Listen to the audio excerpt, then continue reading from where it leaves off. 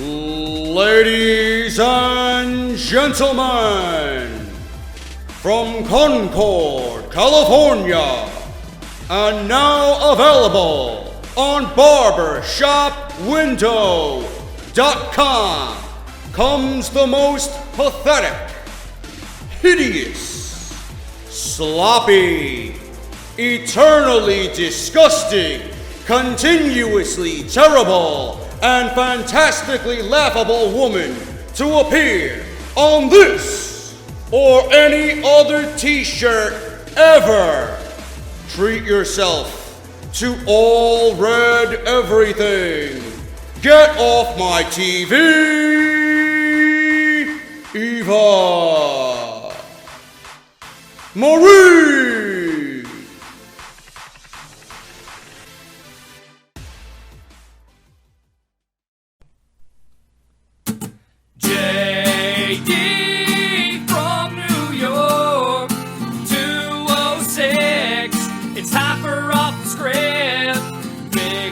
And Ryback, Strowman and Roman, get off my fucking TV and save me the misery. And all you fucking goons, just grab a cold beer. The man of the hour is finally here. JD from New York, 206.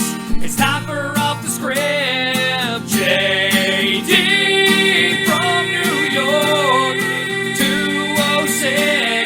It's time for Off the Script.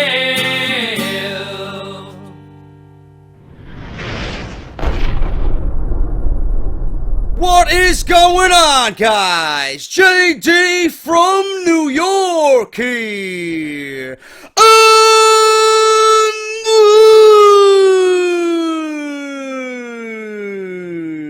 this is the number one fucking podcast in your subscription boxes right here on YouTube.com.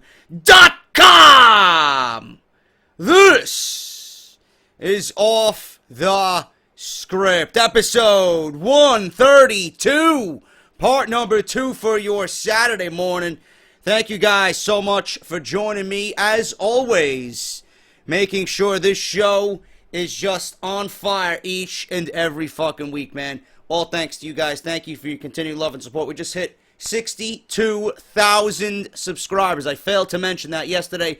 Summerslam weekend brought us closer just a little bit to 70,000, man. That's the next goal.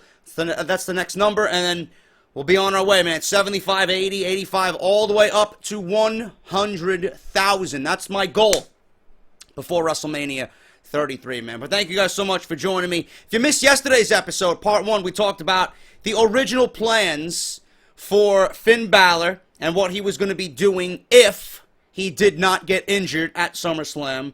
What the original plans for Finn Balor were before they even gave him the WWE Universal Championship. We also discussed how now Roman Reigns has all of a sudden became the odds-on favorite to win the WWE Universal Championship on Monday night. And we discussed that WWE, after 3 fucking years, have not seemed to learn their lesson. I don't know what the fuck's going on, but I gave you every reason that I possibly can, especially my own opinion, about why Roman Reigns should not win the WWE Universal Championship. You got ties with Rusev. You got to tie up those loose ends.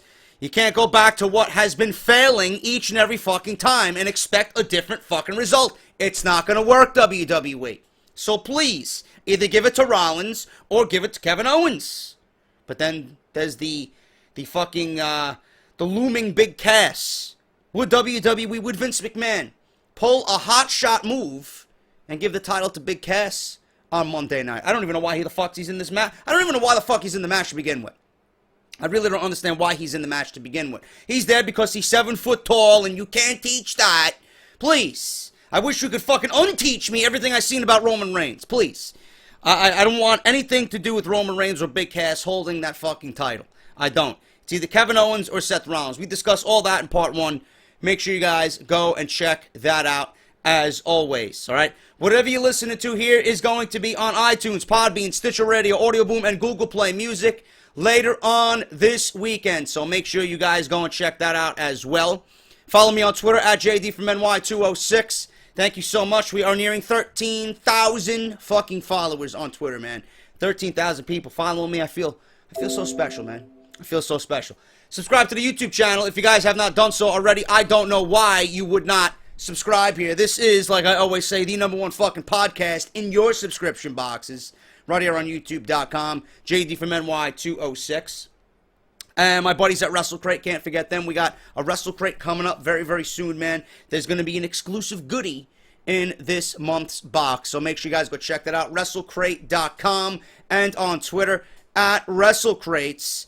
And finally, if you guys want, patreon.com/JD from NY206. If you guys want to pledge to the cause, if you guys want to pledge to the podcast and the channel, if you enjoy what you see, it is never an obligation. It is there if you guys want to do so. Patreon.com/JD from NY206. And the Eva Marie t-shirt is now available for sale. I better see sale after sale after sale on that motherfucker, man. I gave that one to you for you guys, man. Eva Marie version 4, Get Off My TV, now available. Barbershop window, link is down below. Let's make this the best-selling Get Off My TV of all time. And yes, version 5 is already brewing up here. And I'll give you one guess who that is. He was going to be on version 4 until they fucking disbanded the announce team. So now I just may put him on a shirt all by himself. Or we may see the first ever title on Get Off My TV. I don't know. I don't know, man. I'm up in the air. I'm undecided. We'll figure out what's going on with that. But Eva Marie is available. Barbershop window. All you got to do is go down to the link below in the description. Go and get yours today. $19.99. They ship everywhere. Or if you're on the website, just go to Barbershop window. You'll see wrestling shirts. Drop down. You'll see official partners. Another drop down menu. And then you'll see Off the Script right then and there. Man, we're an official partner of Barbershop window. Thank you guys for that, man. Now, let's get into the news today. Big story. Did Brock Lesnar versus Randy Orton end the way WWE officials had planned? Did Brock Lesnar versus Randy Orton end the way Vince McMahon wanted? Over the last week, WWE has made a concerted effort to blur the lines in their storytelling in an attempt to drum up controversy and create some buzz. And yes, clowns, I will be going over The Miz and Daniel Bryan because every fucking comment, as if I'm not aware by now, 4 days later, oh JD, did you see The Miz, man? Of course I seen the fucking Miz. No, I didn't see it. Or I didn't hear about it. You fucking assholes. Of course I seen it. Yes, I will talk about it to calm everybody's nerves. The two most prominent examples of this came in the form of the SummerSlam finish between Randy Orton and Brock Lesnar and the verbal exchange between Daniel Bryan and The Miz on the latest episode of Talking Smack, the Blue Brand's post-game show hosted by Renee Young. While the shoot-style promo from The Miz could get Bryan involved in another specific storyline that will be resolved over the short term, we'll have to wait quite a while to see a resolution play out between Orton and Lesnar after the main event match at SummerSlam, even if they do decide to put a bow on it, meaning finish it off completely. We noted earlier in the week that the SummerSlam finish was scheduled to end with a bloody TKO decision, but the plans did not call for Orton to bleed as much as he did. Well, that could be attributed to Brock Lesnar with the fucking point of his elbows, I'm sure, coming at Orton's skull at full fucking force. Obviously, that's going to happen. You know, when Lesnar's in the zone, he's probably thinking, okay, I'm not at the Barclays Center, I'm not in Brooklyn, I'm not at SummerSlam, I'm in a fucking UFC octagon with cage surrounding me, and this guy's a fucking puny motherfucker, I'm just going to beat the shit out of him. That's all that Brock Lesnar was probably thinking of. He probably didn't even realize Brock Lesnar or Randy Orton was beneath him. So that's probably what happened, you know. But when you have the point of Brock Lesnar, who is 290 fucking pounds and 6'6", on top of you, wailing away at full force, what the fuck do you expect to happen? It happened, as long as Randy Orton is okay. The finish was designed to have people question what was scripted and what wasn't, and it certainly hooked Chris Jericho. Y2J was so frustrated with Lesnar's punishment of Orton that a scuffle ensued backstage after SummerSlam, requiring Vince McMahon and Triple H to intervene. Brock Lesnar went home the day after SummerSlam. Jericho did not address this incident on his podcast, and Orton appears headed for a quick transition to Bray Wyatt, potentially leaving the door open for retribution on Lesnar sometime down the line. I doubt WWE even has Randy Orton get any retribution. I think now this is going to be in the hands of Shane McMahon and Stephanie McMahon, and there's going to be a scuffle about what's going to happen there. I'll give you my thoughts on this. I got an idea.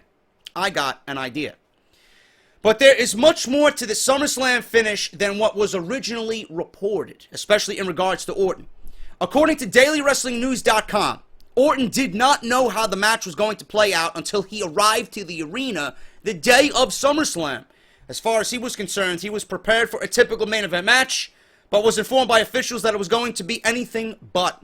It didn't quite play out his way, but Orton was told that the match was supposed to resemble the 2014 SummerSlam main event between Brock Lesnar and John Cena, where Brock Lesnar totally dismantled Cena in the most lopsided main event in WWE history. Despite some major back and forth between Vince McMahon and Triple H as to who would go over in the match, Orton was told that the match was supposed to make Lesnar look incredibly strong. However, it was also supposed to come across as a shoot where Lesnar appeared to go off the script, no pun intended, and just totally destroy Randy in a fight that looked nothing like it was predetermined. I don't know if the main event was supposed to make Brock Lesnar look incredibly strong. The way a lot of us see it now, and especially with him F5ing Shane McMahon and then Stephanie McMahon fining him a lofty $500. Oh my God. $500 fined Brock Lesnar. Really? Brock Lesnar fucking cries $500 bills coming down his face. Give me a fucking break. If the man fucking cries at all. I don't think the man cried a fucking day in his entire life. Maybe with the whole scandal going on with UFC, but the fact is, Brock Lesnar, this was not supposed to make Brock Lesnar look incredibly strong. They did. They made Lesnar look strong, and I hoped they made him look strong, okay? I was hoping that because Lesnar needs to look strong. The stronger you make him, the more important and the more, I'd say, what's the word I'm looking for? The more impact it's going to have on the next guy to come in and beat Brock Lesnar. So if he's continuously being built up strong, when that next guy comes around and Brock Lesnar's actually pinned clean 1, 2, 3 and beaten legitimately, you know what that's going to do for the next guy? It's going to make him a legit fucking phenomenon. That's what needs to happen. I think this match and the ending was more for Randy Orton not losing. You know, Randy Orton, like any human being, I mean, this happened to everybody. It happened to John Cena. It happened to The Undertaker. It happened to Randy Orton. You step in the ring with Brock Lesnar, you know, you got some offense in there, but ultimately it's gonna end the way it did. Look what happened with Cena. Nobody on the face of the earth expected John Cena to go into SummerSlam and be suplexed into oblivion without getting any offense. And that's what needed to happen. And I commend WWE and John Cena for sitting down, you know, scripting that match the way it was. If you're going to beat The Undertaker, there's no way you're going to have Brock Lesnar come in here and struggle to fucking win the WWE Championship. This is The Undertaker at WrestleMania. This is his event. This is when he comes to fucking fight. You're going to have him go into SummerSlam and just beat John Cena by the skin of his fucking teeth? No. You needed Brock Lesnar to look important. You needed Brock Lesnar to look like a fucking absolute killing machine. That's what they did. No matter what happened with Lesnar in the UFC with the USADA drug violation, I'm hearing now Lesnar may actually serve a lesser punishment. He may not even be fucking suspended at all. He may not even be suspended at all after recent reports that were leaked a couple of days ago. But for the simple fact that Lesnar needed to look strong, I commend WWE for doing that. I also commend them for devising a way to make Randy Orton look okay here. Even though he got his ass kicked and bled all over the place, he went in there, and that's the exact way you treat Randy Orton. You don't have him lose. Randy Orton was not pinned. Randy Orton lost this match by TKO because of blood loss, because of something that Lesnar just snapped, Something so simple as Lesnar snapping, blood loss. He wasn't pinned, he wasn't F5'd, he wasn't fucking dismantled in fucking 14 German suplexes. He bled, and they stopped the match. They bled, or he bled, and they stopped the match. That's it. He wasn't pinned clean, and I'm glad WWE devised this plan, and I love the fact that they're blurring the lines from what is scripted and what is reality. And we'll talk about The Miz and Daniel Bryan as well. I got thoughts on that as well. But I don't mind the ending. I minded SummerSlam that we got Reigns and Rusev, no contest. And then we go into the main event, and then you end the show with Lesnar TKOing Randy Orton, and then the show goes off the air like that. You know? Hopefully this builds to something more important and something big for Brock Lesnar, which I will talk about. Once Vince made the final decision to put Lesnar over to close out SummerSlam, a meeting took place backstage between Triple H and top WWE official Mark Carrano, Goon, and Lesnar. No official word on whether Paul Heyman and Orton were there, but it is presumed they were. This meeting happened an hour before their match, so actually during the pay-per-view, where the finish was greatly debated and negotiated. What's also interesting is that Orton was told Lesnar would be able to make him bleed by grazing his elbow across his forehead. But as we witnessed at SummerSlam, Lesnar legitimately pummeled Orton with an elbow that resulted in a huge gash at the top of his forehead, with blood immediately rushing out, and obviously that required staples to close. Apparently Brock Lesnar also hit Orton with a real stiff punch during the ground assault. If fans thought the referees and medical personnel looked confused, it's because they actually were. But the TKO decision went off as designed. Everything you've seen was scripted to happen. Lesnar did not fly off the handle. He did not fucking go into a berserk type rage. Everything was devised by he, Heyman, Triple H, Randy Orton, and Vince McMahon.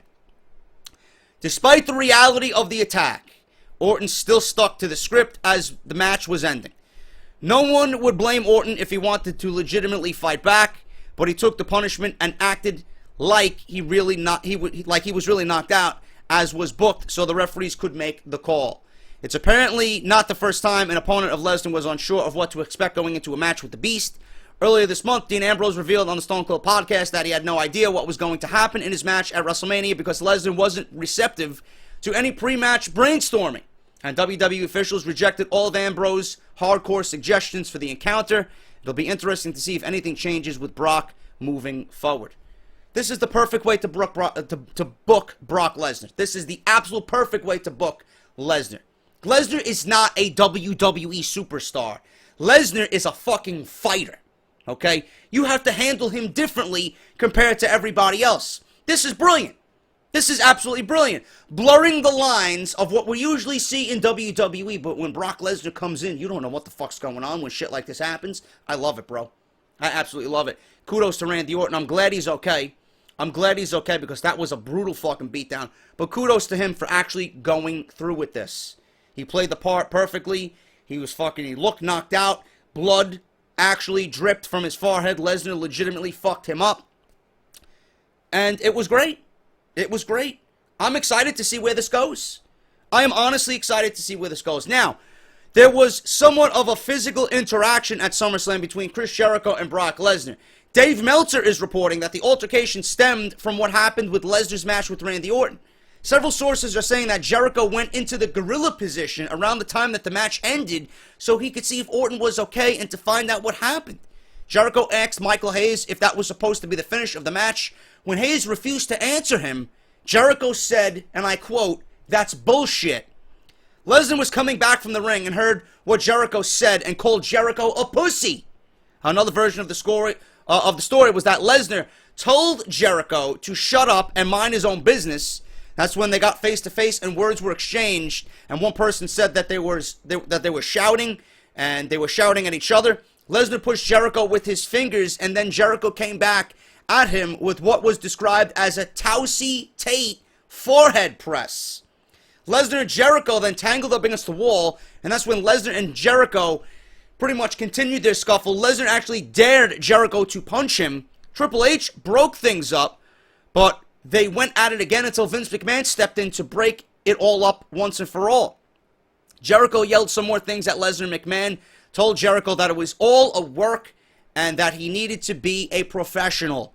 Triple H, according to sources, told McMahon that Lesnar started it and that Jericho was just standing up for himself. Jericho then saw Orton and got mad because he saw how badly beaten he was, but Orton assured Jericho that he knew what was coming at the end of the match. Wow.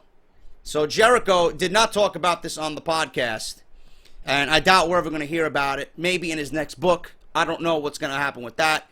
But as far as this entire Lesnar situation, I don't know if Randy Orton's going to play a part in this at all. Obviously, Shane McMahon is dropping hints that now this has escalated and that there will be further repercussions to Brock Lesnar. There are rumors going around that Shane McMahon, and I'm going to report this right now, that Shane McMahon versus Brock Lesnar is being planned for the Royal Rumble. I don't know if this is a good idea. Would I like to see it? Of course I would. Shane McMahon and Brock Lesnar, obviously that has ungodly amount of fucking chaos written all over it. At SummerSlam, Lesnar destroyed Orton. We know that, okay? Afterwards, Shane McMahon came out to protect his talent, and it ended up with him taking an F5 for his trouble. It seemed like the point of that was to book Lesnar as an out-of-control killing machine who would attack anyone. However, there may be something more to Lesnar's attack on Shane to end SummerSlam.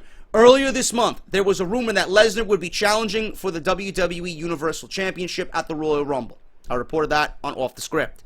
That remains to be seen, but WWE may have other plans for Lesnar by January. I don't think this attack is going to be granted with a title shot, so I think we can automatically throw that one out the window.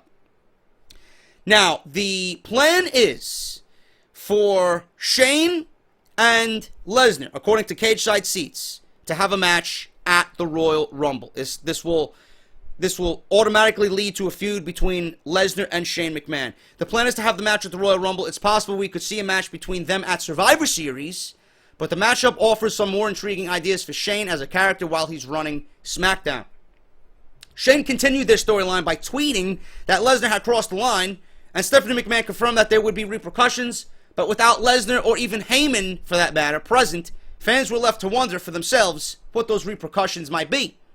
Decisions are constantly changing backstage in the WWE, and the booking of Brock Lesnar appears no different. For the last several weeks, reports circulated that the idea that upon his return in December 2016 or January 2017, Lesnar would immediately be inserted into the title picture and challenge for the WWE Universal Championship.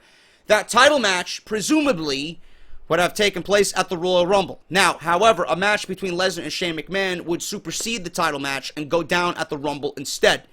A subtle nod to Shane's in-ring abilities was made during SummerSlam when Jon Stewart commended him on his match with The Undertaker at WrestleMania as a reminder to the fans that he can still wrestle. I doubt that was a subtle nod for anything. Jon Stewart is unimportant and irrelevant. Who gives a fuck what he has to say? But yes, Shane McMahon can still wrestle. We don't need Jon Stewart to reiterate that to anybody. We know. Originally, Shane wasn't even supposed to remain in the WWE past April, but now here he is, commissioner of SmackDown, destined for a marquee showdown with Brock Lesnar at a major pay-per-view. Apparently, his commitment to the company and his father was strengthened since his return. One wrinkle that could alter the plans of a Lesnar-Shane program could come as a result of the events that took place behind the curtain following SummerSlam's main event. We've heard rumors, and we've heard numerous times how Vince McMahon loves to incorporate real-life hostility into his on-screen angles. And if that's truly the case, he's got a doozy on his hands thanks to Lesnar and Chris Jericho. Jericho was irate backstage, thinking that the Lesnar-Orton finish was a shoot, and confronted Brock when he came through the curtain. A heated exchange ensued, resulting in Lesnar calling Jericho a pussy and a bitch before things got a bit physical. Triple H eventually, and eventually Vince himself, had to separate the two, with McMahon assuring Jericho that it was all a work, which Orton then confirmed to Jericho when he arrived shortly after. Lesnar and Jericho have never been in a program together, and this situation would certainly add even more intrigue to a potential angle. We'll have to wait to see what happens if this changes anything, but the plan was for the Beast to battle Shane at the beginning of 2017. That might be an indication that Vince wants to keep Lesnar away from the championship picture or set him up to challenge for it on the grandest stage at WrestleMania. So, I don't know what's going on here.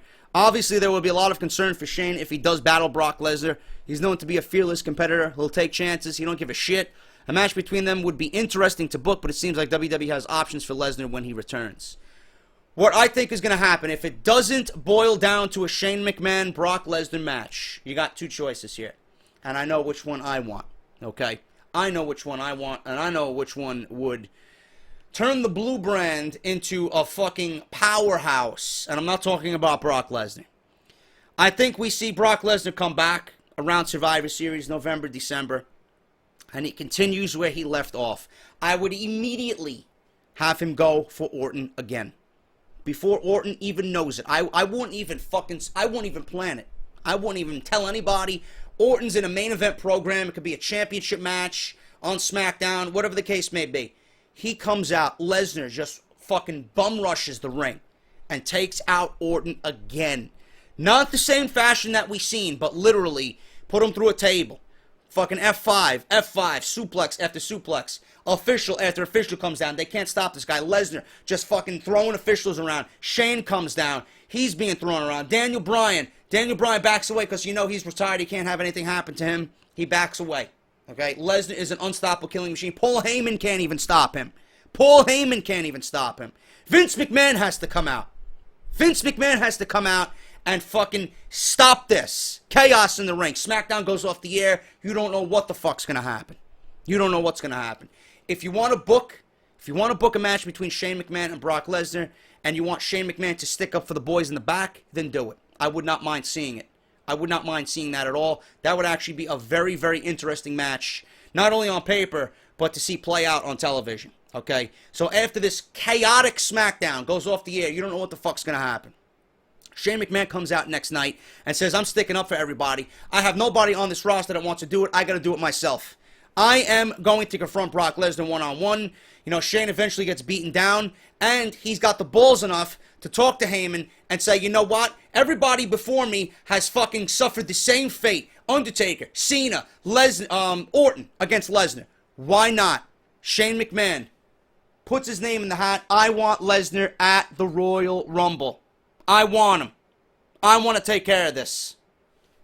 Paul Heyman starts laughing like, Shane, you and my father go way back.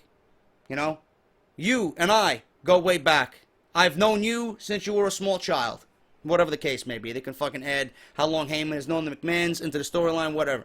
I do not want to see your life ended because you have more courage than you do brains. I understand this is your brand. I understand that you're sticking up for the boys in the back. I understand that you are coming to Randy Orton's defense. But not even me can handle this beast. I can't handle this beast. When he is ready to feast, that's all he cares about. You want to get in the ring, you are putting not only your life, but you're putting everybody's life and this brand in danger by getting in this ring. SmackDown might not have a commissioner at the end of this thing. So Shane doesn't care. Shane wants Lesnar, book it for the Royal Rumble. Shane gets destroyed. Shane gets destroyed at the Royal Rumble, okay? So, obviously, if Shane can fall off a 25-foot cell and land through a table at WrestleMania, a few suplexes here and there, and, a Brock Lesnar beating at the Royal Rumble, yeah, he can come out in a wheelchair, on crutches, whatever the case may be. He'll show up on SmackDown. And as we get into the WrestleMania build, Shane McMahon's like, you know what? Fuck it. I found somebody that's going to take out your guy. I found someone who is going to destroy Brock Lesnar. And no, I'm not talking about Goldberg. I'm not talking about Goldberg at all. I'm talking about Kurt Angle. I think this would be the ultimate fucking blow-off for this angle if you have Kurt Angle come in and confront Brock Lesnar one-on-one that will culminate in a match at WrestleMania. I don't want to see the Goldberg thing. I really don't. I think the Goldberg thing should be, sticking to video games and stick that to 2K. I don't want to see Goldberg come out. If Goldberg was going to confront Brock Lesnar, it would have happened. I don't know what's going on. It could be Goldberg. You could put Goldberg in this, and it would still get across what I'm trying to tell you, but I think Kurt Angle would make it more impactful. I think Kurt Angle and SmackDown and the Blue Brand are pretty much synonymous with one another. I think they would go better than Goldberg. I think this would be a match that we all want to see. I think Goldberg versus Lesnar is, it's exciting. It's interesting. Goldberg wants one more match. And it's, a match like that against Brock Lesnar, who's coming out of this storyline, it's going to be nothing more than a nostalgia match. Kurt Angle, if he's back in the WWE for good, whether it's a part-time basis or a commissioner or a GM or something of an on-air, official role. He's not going to be wrestling every fucking week. So if Lesnar and Angle happen, I think more people would be excited to see that because we know what Kurt Angle could still do. We know the match that Kurt Angle could bring out of Brock Lesnar. And the fact that these two have a legitimate history with each other, I think it would play into the fact that, you know what? These two brought SmackDown to relevance back in the day, and they made some fucking exciting times for SmackDown back in the day, and they're going to do it again in 2017. I like that. I like the Kurt Angle thing better than I do the Bill Goldberg thing, and that's just me. That's just me. I don't know. Let me know what you guys think about that. But I think if they want to do something like this, it all leads to a match with Brock Lesnar and Kurt Angle at WrestleMania. And of course you would have Brock Lesnar win. And you would continue that string of dominance. He's not going anywhere. Brock Lesnar is not going anywhere.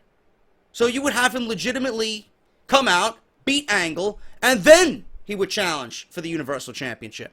That's all. You know? Lesnar continuously has to be built up because either Samoa Joe or Shinsuke Nakamura are the guys to take down Lesnar. That's just the way it's got to be. There's nobody else on the roster that's going to legitimately take down Brock Lesnar. You continuously build this guy up, and you have him steamroll everybody. I'm not saying that Angle can't beat Lesnar. I'm not saying that Angle has to be destroyed like everybody else. Angle could be that guy to, pull him or bring him to the brink of defeat. Ultimately, he will fall. Ultimately, he will fall, and Lesnar and Heyman will win this feud, and then they disappear. Have him come back, challenge for the Universal title, whoever the champion is, and then obviously his last year of his contract, whether he re-signs or not, I don't know. But I think Nakamura and Joe, in the end of this all, if Lesnar wants to go back to UFC full-time, I think Joe or Nakamura are the ones to do it. I would not give it to anybody on the roster right now, not even a returning Goldberg or a Kurt Angle. It would ruin everything. You got to give it to someone who's going to be around. Angle's not going to be around. Goldberg is not going to be around. Joe is going to be around. Nakamura is going to be around. Simple as that. Let me know what you guys think about all of that. Obviously, this is very interesting stuff coming out of the Lesnar-Shane McMahon WWE storyline following SummerSlam. I don't know what's going to happen, but it's definitely intriguing. Rumor, NXT TakeOver coming to Sydney, Australia in December. NXT TakeOver is the most consistent WWE Network special. The brilliance of a TakeOver special is that there is only a few per year and one roughly every 2 months. That allows the NXT product to breathe and not be forced to have a pay-per-view quality match every month, which allows NXT talents to build their momentum for the big moments and payoffs at the next TakeOver special. Thus far, we've seen NXT TakeOver specials in Orlando, Dallas, London, Brooklyn twice, a new city getting TakeOver special, and a cool thing. But a new country may be coming at the end of 2016. According to a report from WrestleZone.com, WWE has officially confirmed the dates for NXT's live tour, first live tour, I should say, of Australia and New Zealand. The brand will be touring from December 5th through the 15th. NXT usually makes an announcement for the next TakeOver special at the last one, but nothing was announced as of this weekend. The expectation is NXT will have the next TakeOver in October at Full Sail, but the tour of Australia will culminate in NXT TakeOver Sydney to end 2016. My only concern is the time difference between here and obviously us here in the United States. But having Sydney, who has never seen a TakeOver special, and hearing those fucking rabid fans for the first time, that could be memorable, man. I really hope that happens. It would be nice to see WWE bring a TakeOver special to all these different cities, man. Sydney being one of them. I think that's exciting. Hopefully they go through with it. But after seeing the tour schedule, I'm pretty much, I'm not in the know, but I kind of see where they're going with this. You can kind of tell that they're going for a TakeOver special during this entire tour. It happened with London, and I think it's going to happen with Sydney, Australia. Very exciting stuff from NXT. Moving on here, we have the first names for Raw's Cruiserweight division confirmed. And yes, I did not do a Cruiserweight Classic review this week on YouTube. It was a very uneventful week for me anyway. I'll be back with the semifinals. That's really where things are going to start being broke down, and NXT was nothing but a review show of TakeOver Brooklyn, so we'll hit it hard again next Wednesday. But the Cruiserweight division is going to be something that makes Raw exciting every single week, because the success of WWE's Cruiserweight Classic has proven that there is a market for the division. Raw has 3 hours to fill every week, so a division like this will make things a lot easier for the powers that be going forward and provide one of WWE's biggest platforms for several new wrestlers coming into the company. It was revealed during Monday Night Raw that the division will begin on September 19th. It was also revealed during NXT TakeOver Brooklyn that the winner of the CWC will be winning a trophy, which looks absolutely gorgeous. It's going to be difficult to have a Cruiserweight division without a title for everyone to chase, but that just may come within the time. WWE officials need to be concerned with putting together a roster for the division. According to a report from Cage Side Seats, Brian Kendrick, TJ Perkins, who is one of my favorites in the tournament right now, Noam Dar, Rich Swann, and Cedric Alexander are confirmed for the division. More names are also expected to be announced before September. It's also very likely that there will be other talents coming in and out of the division for the foreseeable future, and there will be a continuous influx of new talent, which will make the division very interesting every single week. Am I excited for this? Absolutely. Do I think this will lend a helping hand to Monday Night Raw? Absolutely. Will it make the 3 hours go by a little bit more fluidly? Yes. I can't wait to see Cedric Alexander, Rich Swann, two of my favorites in the tournament right now. Noam Dar, I want to see more of him. Everybody seems to be on board with Noam Dar. TJ Perkins is fucking unbelievable. Brian Kendrick back in the company. I think this is going to be fucking awesome, man. You know, the Cruiserweights could have really helped out SmackDown, too. You could have moved all the women to Monday Night Raw, and you could have moved the Cruiserweights to SmackDown. I don't know, but WWE obviously wanted these guys on the biggest show, on the A show.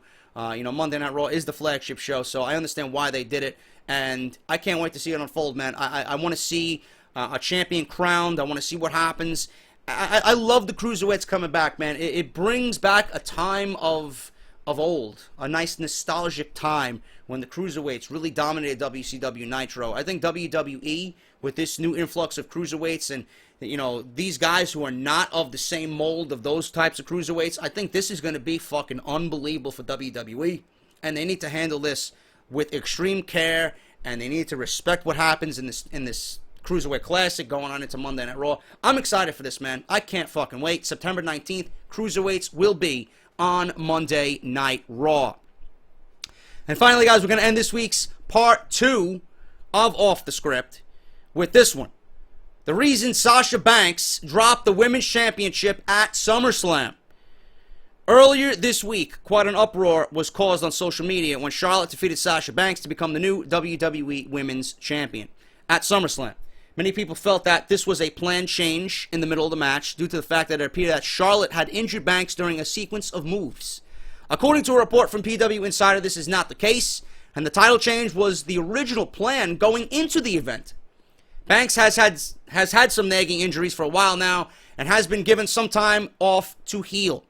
Banks' injuries did not come from Charlotte during the match. WrestlingInc.com reported that after the match, the Boss had been pulled from all upcoming WWE live events and was not scheduled to return until September 23rd in Illinois. In fact, according to a report from Daily Wrestling News as well, Sasha Banks isn't expected to be out of the ring for very long at all, and the rumors have sold things to be worse than they actually are for her. Banks will not need surgery to repair her injured neck, or back I should say, nothing wrong with her neck, her injured back. So it's very likely that she'll be back on WWE television in September. In the meantime, Charlotte is going to be kept busy with Bayley. When the Boss returns, Foley has guaranteed she'll be having another match for the Women's Championship. She'll be getting her rematch. It's possible that a triple threat scenario could be upon WWE's Raw division next month or sometime this fall. They called up Bayley. Obviously, this is not only a time killer for Charlotte, because obviously Sasha is going to get her rematch, but we have Bayley, so we can't really complain that much. I'd rather Bayley and Charlotte go at it. Sasha gets healed up. She comes back 100%. And you know for a fact we're going to be treated to women's matches out the ass with all three. This is going to be fucking amazing. It's going to be the days of Trish and Lita all over again. We're going to get matches with Bayley and Sasha. Bayley and Charlotte. Sasha and Charlotte. Charlotte and Bayley. It's going to be a fucking triangle of matches throughout Monday Night Raw. And then you add Nia Jax in there, and you add some of the other women who can do a few things on Monday Night Raw in there. And you got yourself a viable fucking division. I like it. Sasha Banks dropped the title. It was the original plan. And the only reason why they gave her the title to begin with was because they wanted to pop big. They wanted something monumental to happen on that first edition of Monday Night Raw. Did they keep up with how that show was paced? Of course not. The shows have gotten progressively worse. Monday Night Raw this week was not bad because it was coming off SummerSlam. And obviously you had a lot of noteworthy moments on that show, and we built towards crowning a new Universal Champion. But will they continue to build off that in the weeks to follow? That is the most important thing. I don't know. So Sasha dropping the title, it was all planned all along. The only reason why she was given the title, not because the WWE disrespects her and sees her as a transitional champion. They wanted a big pop for that Monday Night Raw. And I honestly think when Sasha comes back, she's going to be right in the thick of things for the title. In fact, Sasha and Bayley is going to be the match that WWE builds towards WrestleMania. That's just my honest opinion. You know, Charlotte's going to have her moment in the sun, man. She had it, she lost it, she got it back now. She's going to hold on to it. Eventually it's going to go back to Bayley or Sasha. But in the end, this will all culminate to Sasha and Bayley at WrestleMania 33. That's my honest opinion on that. So don't worry, Sasha's going to get the title back. Sasha's going to be in the thick of things for the title. This was WWE's plan all along. Let's just hope that Sasha Banks, because I know Vince McMahon is probably thinking she's injury prone. Everybody thinks so. She's injury prone. People would think that she failed the drug test. None of those things. Sasha Banks has some small nagging injuries she wants to get taken care of so that she can come back and do 100% in that ring. She does not want to miss any time away. For an extended period of time, she figured, you know what, Bayley's coming up now. Let's do this now. Come back 100%, and then we'll kick some ass in that women's division, man. So I don't have any problem with that whatsoever. Thank you guys so much for watching part 2, man. I will have news on The Miz and Daniel Bryan. I will give you guys my opinion on that. Backstage news on Sami Zayn and Neville together. Samoa Joe injury following Takeover confirmed. Alberto Del Rio committing adultery. And what else do we got here? Do I have anything else? That's pretty much it, man.